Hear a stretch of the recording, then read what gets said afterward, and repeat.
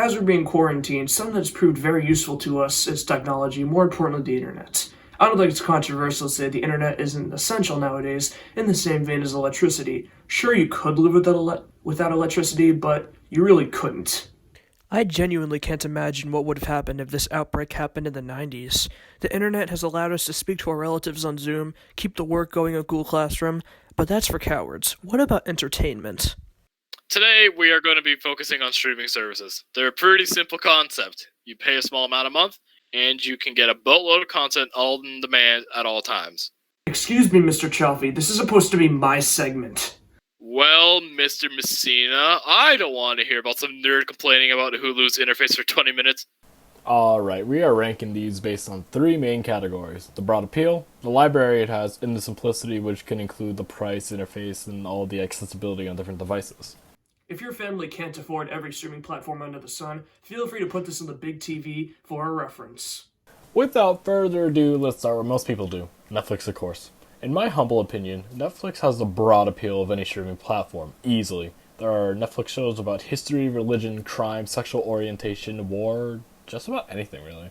I could go on, but simply put, there is something for anybody on Netflix.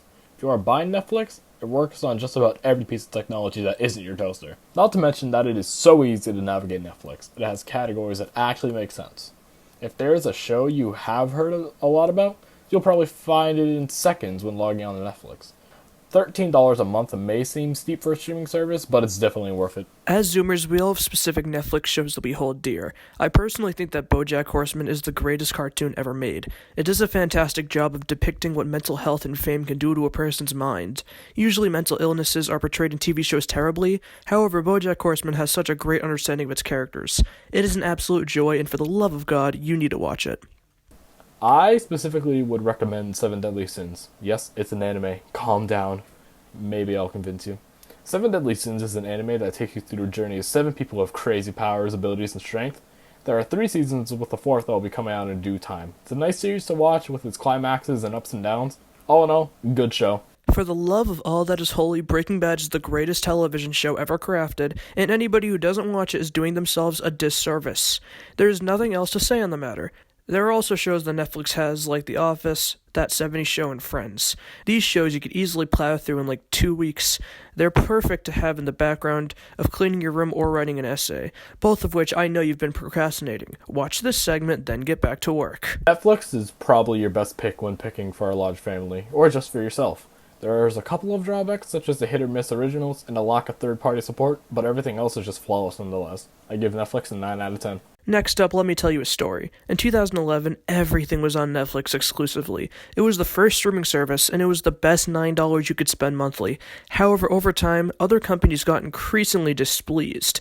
Why should I give Netflix my properties for like $1 per person, when I can make my own competitor? Nick, you might be asking, What? why should I buy NBC Peacock when it costs just as much as Netflix? Well, in 2020, it seems like every whack company has its own platform for 10 bones a month.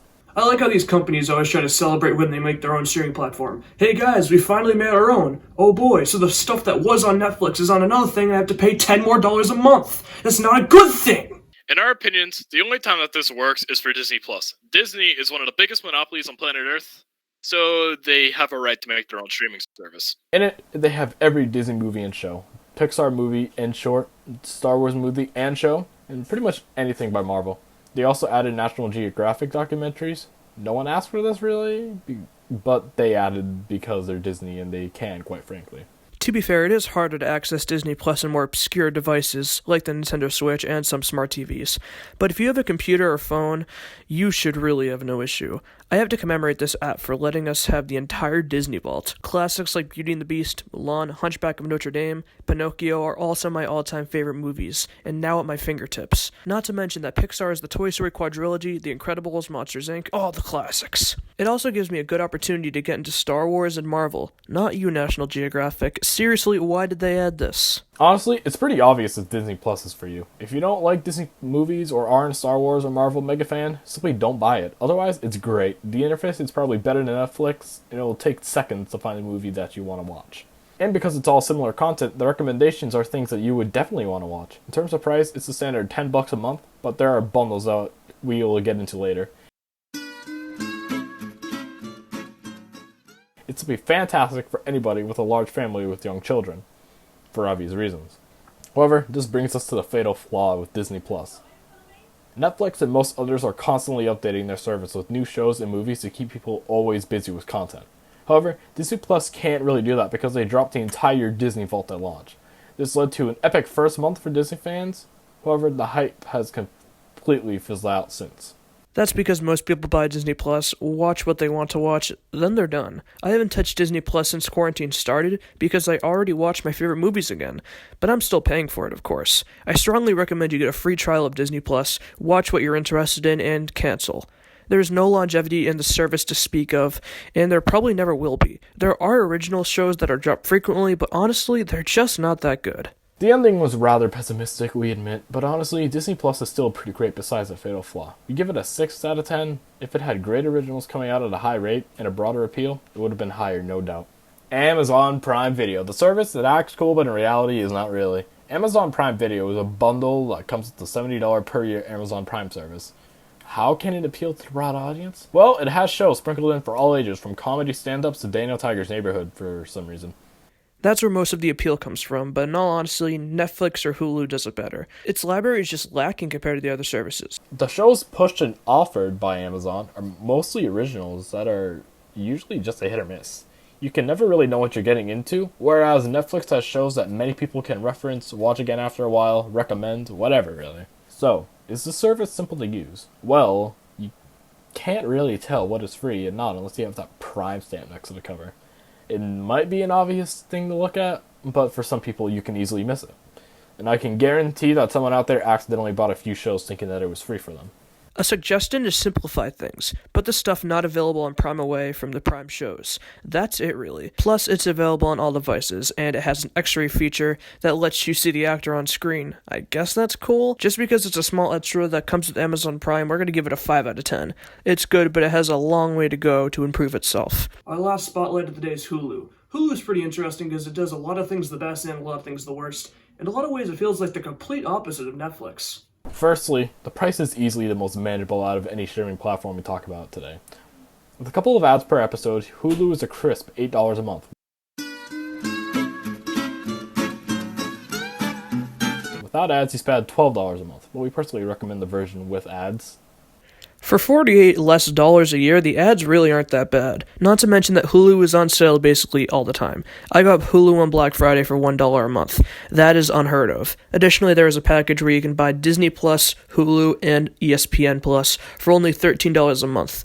Once again, there isn't any reason to not buy this bundle. Not to mention that Spotify, the best platform for streaming music, is constantly making promotions with Hulu. With infinite music and television, Spotify and Hulu may be all you need to get through quarantine. Not to mention that, like Netflix, it is available on everything with a screen. However, let's talk about the interface. I am a firm believer that Hulu is impossible to navigate. First of all, Hulu only shows you 3 options at once, which is a far cry from other platforms showing you multiple at once. Not to mention that the continue watching library is way farther than it should be. This is the page that you would most want to access, but it's hidden away for no good reason. However, Hulu might have the best library out of any streaming service. They tend to buy properties from other companies more than Netflix or Amazon, making them the best at broad appeal. Any human being can find multiple nostalgic shows and new shows on Hulu. While Netflix focuses a lot on movies, Hulu basically has none. It is a place to go for TV shows. For instance, they recently joined forces with HBO to drop every HBO show that you'd ever care about on Hulu. The Sopranos, The Wire, 6 Feet Under, Silicon Valley, the list just goes on and on. Lately, Hulu has been dropping some fire originals, and some of them are actually about fire. Little Fires Everywhere is absolutely unhinged. It's one of those shows that looks stupid at first, and then Hulu tells you you've watched all the episodes, and then you realize you've stumbled upon a masterpiece. They also have random shows there, like South Park, Drake and Josh, American Horror Story, Brooklyn Nine-Nine, Law & Order, One Tree Hill. There's no limit to Hulu's content. All in all, the lack of movies and bad interface are the only negatives to Hulu. We give it an 8 out of 10. Well, we've talked about the big 4 already. Let's go to a lightning round.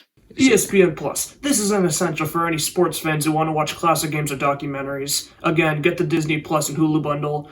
5 out of 10. HBO Now. This is worth the money, but it's also all on Hulu, so don't buy it.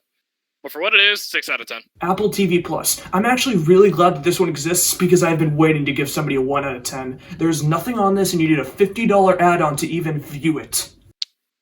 Crunchyroll. You've probably seen it advertised on YouTube for a couple of years being labeled as a Netflix for anime fans. And it kind of is, actually. Check it out if you're an anime fan, but in my opinion, it's a 4 out of 10 for the free one because there's way too many ads. And for the paid one, however, I give it a 6 out of 10. It's pretty nice. NBC Peacock. You guys won't believe this, but it's bad. It's 1 out of 10 once again, and even fans of The Office should not buy it. Streaming services are the way of the present, but probably not the way of the future. People at some point just get tired of paying for so many different platforms. It's just like paying as much for cable. But until that happens, use this tier list type of thing as a guide to watch streaming platforms during Corona vacation. But on that note, this was Nick Chaffee. And this is Matthew Messina. Thanks for watching.